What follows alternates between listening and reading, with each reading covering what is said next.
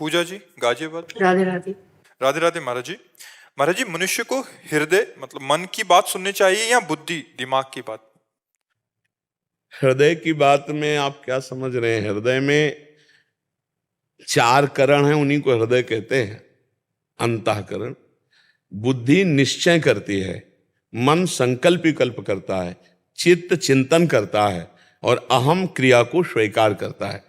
ये अंतःकरण जिसे तुम हृदय कहते हो ना, उसे हम शास्त्रीय भाषा में अंतःकरण कहते हैं। अंतःकरण में 4 स्फुरणाएं होती हैं।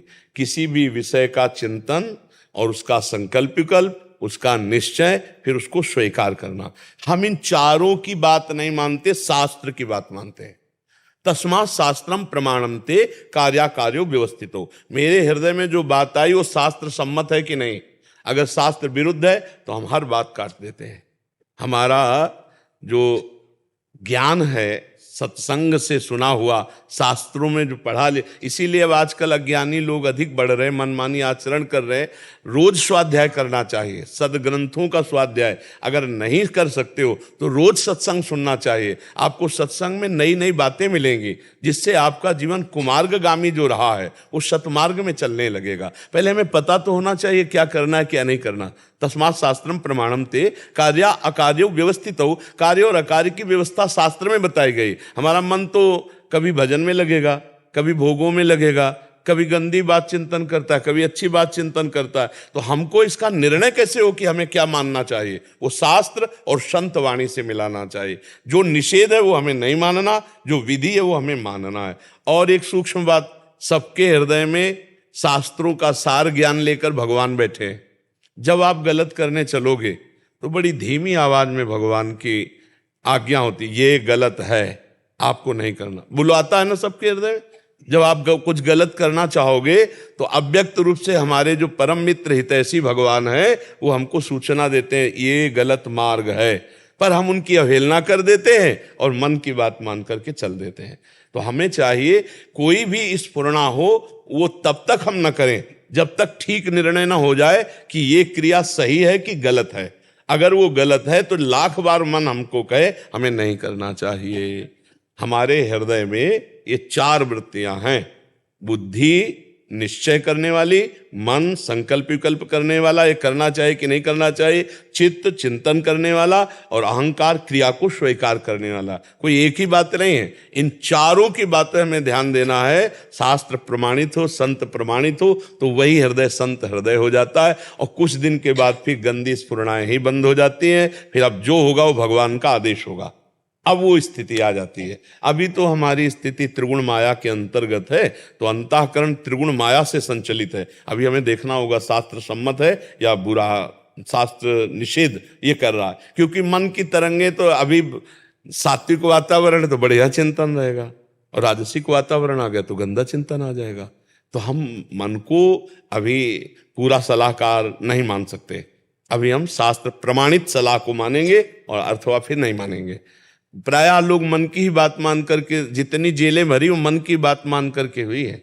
जितने भी रोग दुख आ रहे हैं ये सब मन की बात मानने के कारण है। हमारे द्वारा पापाचरण हुआ, उसका हमें दंड मिल रहा है, चाहे जेल में मिले, चाहे शरीर में रोग के रूप में मिले या बाहर विपत्ति के रूप में मिले। तो हमें चाहिए बहुत होश में हो और हम ये सत्संग सुने, शास्त्र स्वाध्याय करें, जिससे हमें पता चले हमें क्या करना चाहिए क्या नहीं करना चाहिए। और नाम जरूर जप करते रहें। अगर नाम जप नहीं तो सब बेकार हो गया। बहुत सत्कर्म आपने किए, नाम जप नहीं किए तो स्वर्ग आदि लोकों को जाओगे, भोग कर फिर मृत्यु लोक में आ जाओगे, काम तो नहीं बना। और 10 बार भी राम राम कृष्ण कृष्ण हरि हरि राधा राधा बोल लिया तो यमराज के रजिस्टर में 10 बार नाम भारी पड़ जाएगा। अरे एक नाम की कीमत पूरे त्रिभुवन नहीं है तो 10 बार नाम, ऐसा कीमती नाम हम हर श्वास में सैकड़ों बार लेने की चेष्टा करें। श्वास श्वास में कितने अधिक से अधिक नाम ले ले। बड़ा आनंद आता है जब आप नाम के प्रति थोड़ा महत्व बुद्धि रखिए। जैसे रुपया कमाने में लोभ और बढ़ता चला जाता है, ऐसे भजन का लोभ बढ़ता चला। उठते बैठते चलते फिरते हंसते खाते पीते गाते कभी भी नाम का विस्मरण ना हो, ऐसा महत्व जागरण कर। तद विस्मरणेन परम व्याकुलते। कुछ दिन बाद नाम पकड़ लेता है। पहले साधक को नाम पकड़ाना होता है।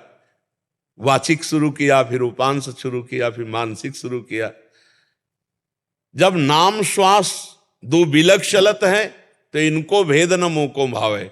श्वासा ही नाम, नाम ही श्वासा, नाम श्वास को भेद मिटावे, रोम रोम जब रग रग बोले तब कुछ स्वाद नाम को पावे। पहले हम नाम का निरंतर अभ्यास करें तो नाम के अभ्यास से सब कुछ ठीक हो जाएगा। हमारे हर प्रश्न का उत्तर नाम है। बड़े बड़े महापुरुषों के और शास्त्रों के और स्वयं जीवन की अनुभूति का विषय, बस नाम पकड़ लो, सब समस्याओं का समाधान नाम, सब प्राप्ति हो जाएगी लोक परलोक की। भगवान, इससे बढ़कर क्या होगा? सुमिर पवन सुत पावन नामू, अपने बस करी राखे रामू, अपने बस करी राखे रामू। नाम जापक ने नामी को अधीन कर लिया। अब इससे बढ़कर क्या हो सकता है फल? इससे बढ़कर फल क्या हो सकता है? सुमिर पवन सुत पावन नामू, अपने बस करी राखे रामू। हम ऐसे महामहिम नाम का निरंतर जप करें और आचरण संभाल के करें। संत सम्मत, शास्त्र सम्मत अगर हमारे आचरण हुए और नाम जप चल रहा है तो कुछ ही समय में आप खुद देख लेना आपका जीवन कैसे परिवर्तित होता है। आज जो हमारी समाज काम क्रोध लोभ मोह मद के ज्यादा चक्कर में फंसकर गर्त में जा रही, उसका कारण है सत्संग ना सुनना, शास्त्र स्वाध्याय ना करना और नाम जप ना करना। उसी से कितनी कितनी गंदगी भरती चली जा रही है। अपने पूज्य जनों को पढ़े लिखे लोग अपमानित कर रहे हैं। जो विद्या विनय प्रदान करती है वही उद्दंडता में आ गई है।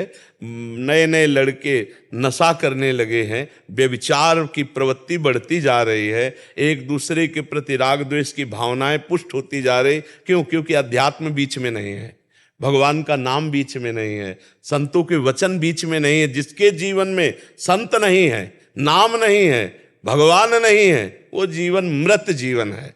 जिन हरि भगत हृदय नहीं आनी, जीवित सब समानते प्राणी। तो हमें लगता है कि हमें हृदय की बात जांचने के लिए संतवाणी, गुरुवाणी, शास्त्रवाणी, इनका हम प्रमाण लें, तब हम हृदय की बात मानकर कार्य करें। नहीं तो हमारा हृदय अभी मलिन है, वो कभी कुछ भी उपदेश दे सकता है। हर बात हमें नहीं माननी, जांचना होगा शास्त्र से।